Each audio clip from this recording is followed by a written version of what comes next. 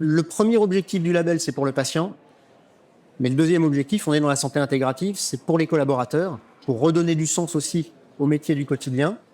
Lorsqu'on est pharmacien, on est très souvent au comptoir, pris dans pas mal de choses. Lorsqu'on est dans un service hospitalier, on est toujours dans une effervescence, on va dire. Oui. Et ça permet la démarche de labellisation, comme elle inclut véritablement l'ensemble des collaborateurs, permet en fait de faire un pas de côté par rapport à son propre métier.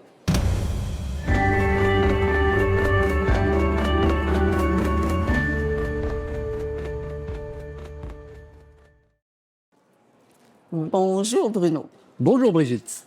Alors, je suis avec Bruno Bottier, qui est arrivé de Paris il y a quelques jours. Alors, tu es avec Human First, qui est basé à Paris et qui a été fondé par Alexandre Célestin.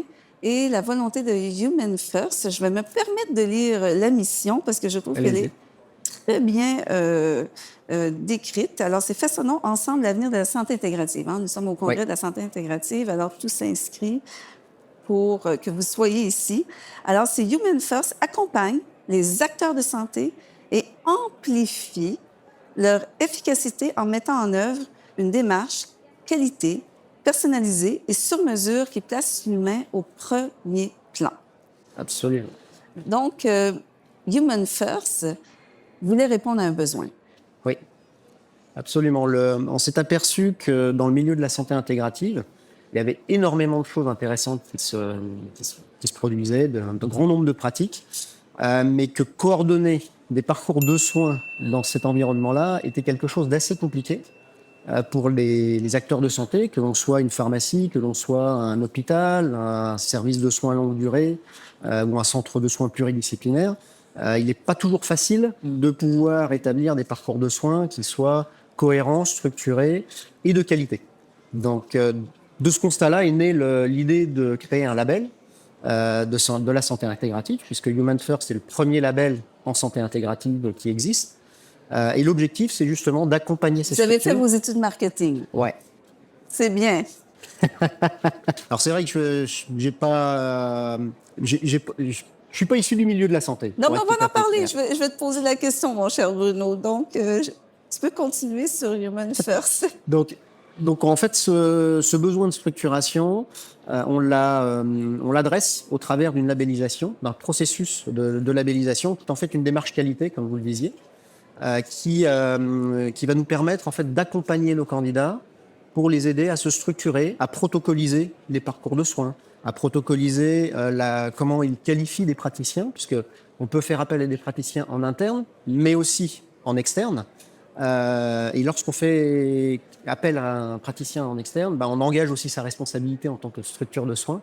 Donc il y a la nécessité véritablement de s'assurer que ces praticiens soient de qualité, suivis des bonnes formations, etc. Donc il y a une volonté que tous les gens qui sont inclus dans cette globalisation, dans cette labellisation, soient conjugués en interdisciplinarité. Donc c'est vraiment le concept de la santé intégrative et ça permet donc à vos clients non seulement d'avoir un parcours de soins qui soit clair et bien structuré, mais aussi d'avoir une équipe.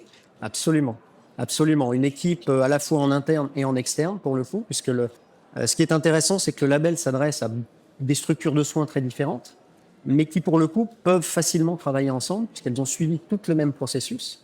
Et par à titre d'exemple, on s'aperçoit aujourd'hui que les pharmacies labellisées Human First ont beaucoup plus de facilité à travailler avec les services hospitaliers qu'avant d'être labellisés, puisqu'il y a cette notion de démarche qualité qui rassure énormément les médecins pour faire appel à leurs services. Je prenais l'exemple des pharmacies, mais je pourrais prendre l'exemple aussi des centres de soins pluridisciplinaires ou l'Institut Raphaël, par exemple, avec Alain Toledano, qui a été le premier pilote du label Human First. Donc, on a commencé par lui. C'était assez évident, on va dire, dans la démarche. Mais typiquement, ça permet effectivement de créer un maillage, finalement, de différents acteurs de santé. Bien. Pour le bénéfice du patient, parce que c'est quand même pour le patient avant tout que... Donc, j'imagine qu'avant de mettre sur pied dans tout ce concept, vous avez fait des analyses de ce qui existait déjà de par le monde et vous avez fait une synthèse de ce qui était applicable et nécessaire dans vos marchés. Oui. Oui, parce qu'en fait, chaque pays est différent. On s'aperçoit que la législation française est très différente de la législation au Québec, très différente aussi de la législation en Angleterre et dans les autres pays où nous sommes implantés, parce qu'on est implanté dans différents pays maintenant. Où êtes-vous implanté Alors d'ailleurs? on est implanté, on a démarré en France, on est basé à Paris. Donc on a véritablement lancé le label il y a 2 ans et demi sur sa mise sur le marché, même si le concept date de 2018. Et on est maintenant présent aussi en Angleterre et très prochainement au Québec, d'où notre venue au congrès humain notre 360 à Boston. Donc voilà, donc on a vocation à s'internationaliser et à se déployer pas seulement en Europe, mais aussi outre-Atlantique. Fantastique. J'aimerais parler un peu de toi, Bruno, parce que avant de débuter l'entretien, tu me disais que tu étais ingénieur informatique. Alors moi, une pierre deux coups, je me dis, voilà, Human First sont allés chercher un ingénieur très structuré qui connaît bien l'informatique et c'est sûr que tu as un rôle pivot à jouer dans le déploiement de Human First. Alors mon rôle en fait chez Human First, c'est j'ai la responsabilité, on va dire, avec évidemment le fondateur, hein, Alexandre, j'ai le rôle de gérer la stratégie et la mettre en œuvre de Human First. Donc ça passe effectivement, j'ai fait effectivement des études d'informatique dans ma jeunesse, ce qui m'a apporté un cadre, enfin je suis quelqu'un qui fonctionne d'une manière cadrée, on va dire, ce qui est nécessaire dans une démarche qualité quelque part, donc effectivement ça nous sert beaucoup. Mais je dirais que l'apport principal que j'apporte à Alexandre et Human First, c'est véritablement sur la commercialisation du label, la compréhension du marché et faire en sorte que le label réponde réellement, concrètement aux besoins. Et c'est pour ça qu'on parle d'une démarche personnalisée et sur mesure, puisque si aujourd'hui on a une centaine de labellisés ou de 2 ans de déploiement, il n'y en a pas 2 qui sont pareils et qui fonctionnent de la même façon. Mais c'est ça de la magie, hein? Parce que vous devez vous adapter à votre clientèle, vous devez être très à l'écoute. Hein? On sait que l'écoute, c'est un dénominateur commun quand on est dans la santé intégrative, dans la santé durable. Clairement.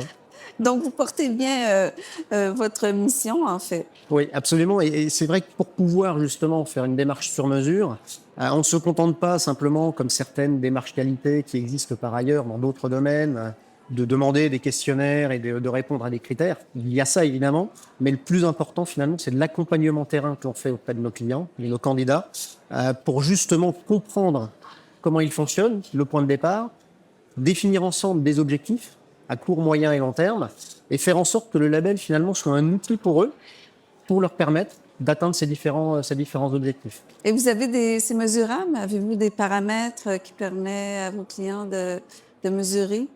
Alors, chaque client a des paramètres différents, effectivement. Donc, ça va aller, si on prend des pharmacies, ça va être, par exemple, des critères de nombre d'entretiens en oncologie, par exemple, s'ils ont choisi une spécialité en oncologie, pour pouvoir justement mesurer si cette approche leur a apporté un plus et permet justement de développer cet aspect conseil, service aux patients d'une manière plus étendue. Si on parle dans les services hospitaliers, par exemple, les critères de mesure seront peu différents forcément. Et on pourrait en citer un qui est tout simplement le turnover finalement des équipes. Oui, puisqu'on est quand même dans un milieu... Donc, vous travaillez la rétention pour les ressources humaines. C'est-à-dire qu'en fait, il y a le premier objectif du label, c'est pour le patient. Mais le deuxième objectif, on est dans la santé intégrative, c'est pour les collaborateurs, pour redonner du sens aussi au métier du quotidien. Lorsqu'on est pharmacien, on est très souvent au comptoir, pris dans pas mal de choses. Lorsqu'on est dans un service hospitalier, on est toujours dans une effervescence, on va dire. Oui. Et ça permet la démarche de labellisation, comme elle inclut véritablement l'ensemble des collaborateurs, permet en fait de faire un pas de côté par rapport à son propre métier, de prendre de la hauteur et de redonner finalement, pour le coup, de la profondeur dans ses gestes au quotidien, puisqu'on sait, on a une vision en fait qui a été définie au travers de la labellisation. Moi, ce que j'entends aussi, c'est beaucoup de cohérence, et ce qui fait que les gens vont se sentir unis ensemble dans la même mission. Oui. Hein? Et d'où la rétention, et d'où une meilleure rétention, et d'où aussi une meilleure offre de service qui est plus claire pour la clientèle, pour les patients, et ça crée plus de facilité et de fluidité dans toute l'expansion qu'on peut amener à la clientèle. Absolument, absolument. Et quand on parle de cohérence, On le voit d'une manière encore plus marquée sur certains grands clients qu'on adresse, qui ont plusieurs sites, plusieurs cliniques par exemple, parce qu'en fait, le fait d'avoir suivi ce processus et d'avoir mis en place ces différents protocoles permet de facilement, ou en tout cas plus facilement, dupliquer ces approches-là sur d'autres sites.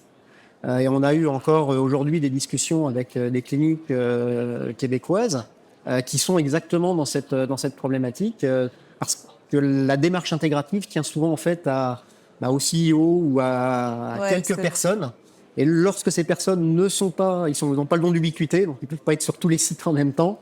Donc s'il n'y a pas les process en place pour justement gérer toute cette partie intégrative, très vite, les choses se perdent un petit peu dans le fil de l'eau. Oui, et le message peut se diluer et ça ne peut pas se perpétuer dans le temps. Il y a une fragilité. En fait, vous venez comme tisser et faire le filigrane possible pour vraiment que le filet soit solide, Absolument. Les bases. Absolument. Et l'intérêt quelque part aussi pour le patient, dans le cas de figure que je viens de donner, c'est que si vous voyagez en France et que vous avez l'habitude, je vous souhaite pas d'avoir l'habitude d'aller en clinique, mais bien entendu. Mais si vous êtes suivi dans une clinique, quel que soit le sujet, et que vous avez senti cette approche humaine et que vous vous sentez véritablement à votre aise, on va dire, dans cet environnement-là, si vous allez dans une clinique du même groupe en Europe, vous êtes certaine d'avoir le même niveau de service qui sera apporté, puisqu'il aura été effectivement tissé avec un filet qui est assez étroit. Human first. Human first. J'aimerais, Bruno, qu'on parle brièvement, parce que je trouve que c'est ton histoire et à une sensibilité, une réceptivité à tout le milieu de la santé, parce que, bon, étant formé ingénieur, c'était pas nécessairement prédictible que tu sois dans la santé. En fait, tu as eu ta maman qui a souffert d'Alzheimer, c'est ça? Absolument. Et donc, probablement, tu as été confronté à des situations qui rendent impuissant et ça fait émerger toutes sortes de fois de craintes, d'incertitudes, de réflexions. Et tu me partageais que c'est ça qui t'a incité à changer d'orientation. Absolument, parce qu'en fait, j'ai passé 30 bonnes années, j'ai arrêté de compter au bout de 30, dans le domaine de l'informatique. Et j'ai été donc aidant pour ma mère lorsqu'elle a commencé à avoir ces difficultés. Et au bout d'un moment, il a fallu placer ma mère, puisque c'était devenu ingérable au quotidien et c'était trop lourd à porter, tout simplement. Et en fait, j'aurais aimé pouvoir trouver un établissement de soins longue durée qui pratique la santé intégrative. Elle est décédée maintenant? Pardon? Est-ce qu'elle est décédée maintenant, ta maman? Elle est décédée en 2023. Donc, au moment où on a en fait véritablement mis sur le marché le label Human First. Et en fait, j'ai commencé véritablement à l'accompagner effectivement en 2018, qui est la date de création en fait de la société Human First. Donc c'est ce qui m'a véritablement guidé vers cette approche-là. Pouvoir faciliter en tant qu'aidant, en tant que patient, trouver les bons établissements, c'est pas quelque chose de facile. Oui. On s'en aperçoit quand on est confronté à ça. Et le fait d'avoir un label qui puisse être affiché, qui place l'humain au centre, comme on le disait, qui est issu d'une démarche qualité, c'est extrêmement rassurant pour les proches. Mais tout ça s'inscrit dans une vision, hein? C'est ce qu'on partage tous ici. Et c'est pour ça qu'on porte haut et fort notre message de cette volonté, non seulement pour les soignants, mais pour les soignés. Moi, souvent, quand je participe à des colloques au niveau international et que j'ai des témoignages, il y a une errance parfois médicale, hein? Oui. Qui fait en sorte que les gens vont vivre plus de souffrance, plus de détresse, il y a des délais dans les traitements, il y a un manque de cohésion aussi entre les professionnels de la santé. Ce matin, je donnais une conférence sur des modèles de soins qui pourraient être, par exemple, instaurés en multidisciplinarité. Et par exemple, si le médecin, l'infirmière, la nutritionniste, le pharmacien, le kinésiologue, l'ergo, le physio, on pourrait en nommer bien plus d'autres, étaient en harmonie ensemble pour faire des suivis dans des processus de soins, ça serait beaucoup plus facile pour tous, autant pour le soignant que pour le soigné. Tout à fait. Tout à fait. En fait, l'intérêt de la santé intégrative, comme tu le dis très justement, c'est que, en fait, la notion de soin reprend sens. C'est-à-dire Oui. qu'aujourd'hui, on a un système de santé qui adresse des pathologies. On a développé des modèles en silo. On croyait bien Exactement. faire, hein? Oui, Et puis, on a occulté certains... Parce que la médecine classique, que ce soit des interventions parfois d'urgence chirurgicale ou pharmaceutiques, ils ont tout à sa place. C'est de pouvoir absolument. conjuguer avec des approches complémentaires qui vont faire en sorte qu'on va pouvoir faire émerger des plateformes de soins plus adaptées et aussi avoir plus de prévention. Et c'est la mission de Human First. Exactement. Justement. Exactement. On est là pour accompagner tous ces acteurs de santé pour qu'ils se sentent mieux, pour parce que comme on dit, hein, si on prend soin de soi, on peut mieux prendre soin des autres. Et c'est tout le but de la santé intégrative et de la mission de Human First. Merci Bruno. Merci Brigitte. C'était un grand plaisir. À Partagez. bientôt. À très bientôt. Ici ou à Paris, on ne sait pas. Ah bah.